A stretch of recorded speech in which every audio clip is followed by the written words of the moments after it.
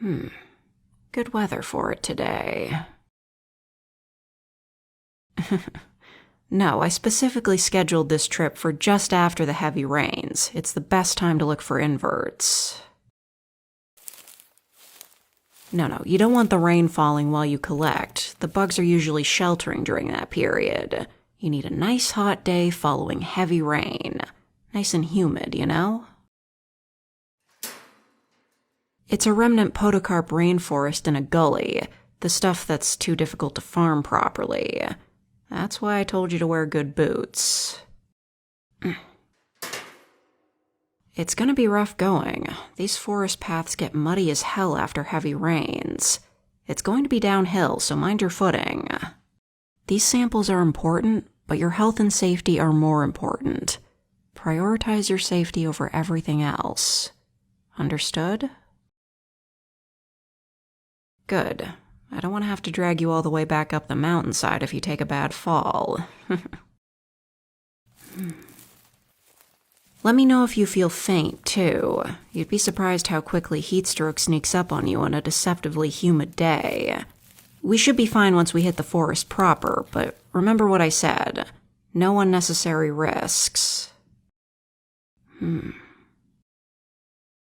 Shh. See that? Just over there, on the Harakiki? Fantails. Normally that's an ill omen, but it's the best sign if you're an entomologist. They're insectivores. Lots of fantails, lots of bugs. It's a classic tale. A fantail sold out Maui to Hinenu Atepo when he was trying to cheat death. That's why it's bad luck to have a fantail in your home. Thanks. That's exactly what I was talking about. The earth under the grass is super muddy. Nice catch. Okay, let's hope that's the worst of today. The forest edge is coming up. I want to get some litter samples under the Kanuka. It's classic forest succession. Kanuka is a fast-growing, short-lived tree. It's often near the forest edge and can pop up in areas of recent tree felling. The litter's much drier than proper podocarp and fern forest. Very different invertebrates.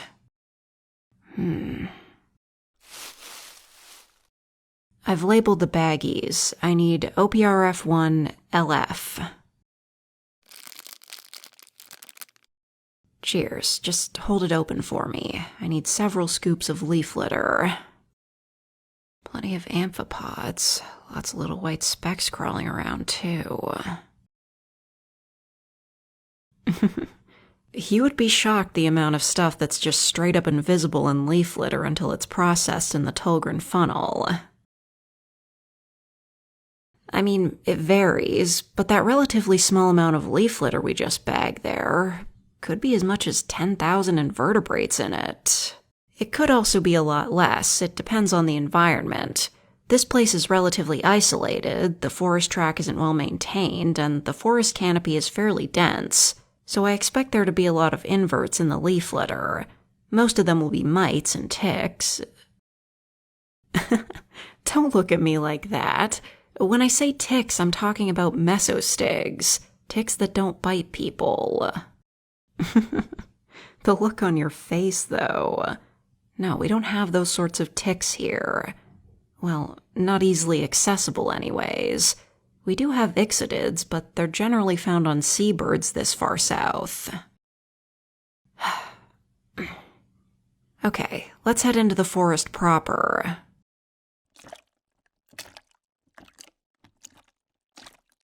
Okay, I'll need your help with the bush beating, if you could hold the sheet.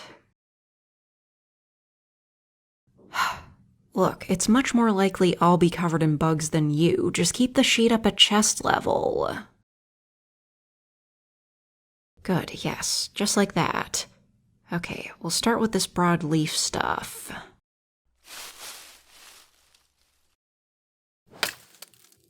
Hold it steady, mate. I'll give it a few more whacks.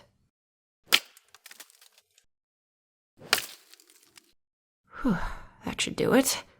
Okay, bring the corners of the sheet together, then lower it to the ground. I'll grab the Eppendorf tubes. Okay, open the sheet up. We have to be quick. Prioritize anything that looks like it has wings. Be gentle. Place the tube over the bug, then wait for it to climb up into the tube. If there's anything really big, I have some falcon tubes as well, but you might want to leave that to me. Okay, nice and calm. Oh, leave that big wasp for me. That's Fictostephus nitidus. Very painful sting. I'll collect her. Okay, got her. Spider hunting wasp. Very cute.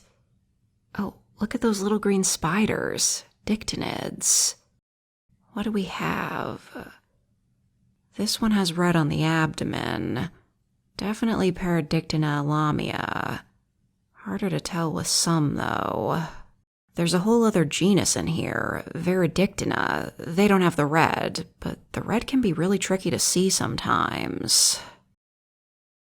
The red-legged assassin bug. I don't recall the genus. Little fruit flies, parasitic wasps. Probably undescribed. How long has that been sitting there? On your sleeve there, how'd you miss that big-ass phasmid? Oh, calm down, it's just a stick bug. Let me just... Got it. Oh, here we go.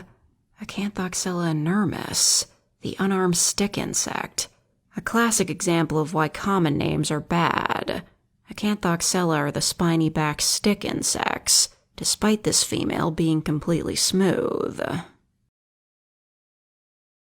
We only have females here. They're parthenogenic.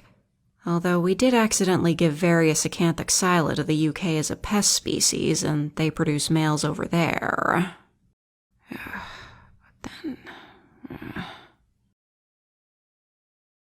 You know, it's an old Maori omen. If you walk through the forest and find a stick insect on your person, you're the next in line for marriage in your family. You can tell it's Acanthoxyla by the cerci, the little butt fingers.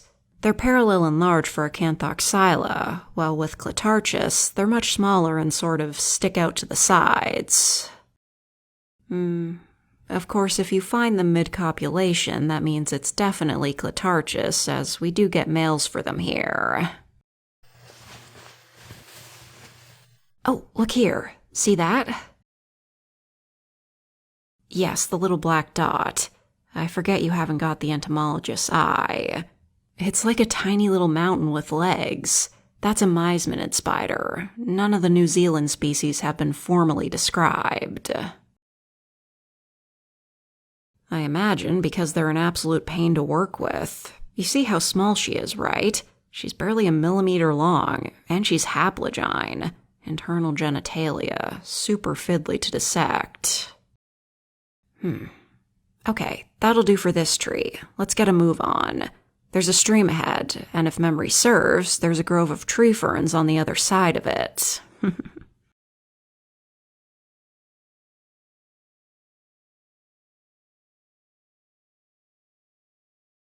Haplogyne. Do your gyne haplo? Do they?